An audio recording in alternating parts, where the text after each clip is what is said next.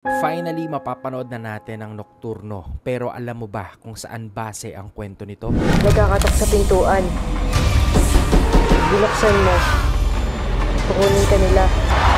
Ang kwento ng Nocturno ay base sa isang Philippine folklore na kumakatok. Ayon sa mga paniniwala, ito daw ay tatlong kawangis ng tao. Isang batang babae, isang middle-aged na lalaki, at isang matandang lalaki. At kapag kumatok sila at pinagbuksan mo ng pinto, ay magdadala sila sa iyo ng sumpa o kamalasan. Pero dito sa Nocturno, base na rin sa trailer, parang mas nakakatakot yung itsura ng kumakatok. Mahaba daw ang daliri, maputla ang balat, at hindi mo maaninag yung muka dahil sa mahabang suot nito. At mas grabe rin yung kamalasan na hatid ng kumakatok dito. Kamatayan sa nagbukas ng pinto o isa sa mga mahal niya sa buhay. Ang creepy kasi ng kwento ng kumakatok dahil iba-iba yung version nito depende kung saan ka nakatira. May mga kwento-kwento rin na yung ilan sa mga kumakatok ay may pattern lang.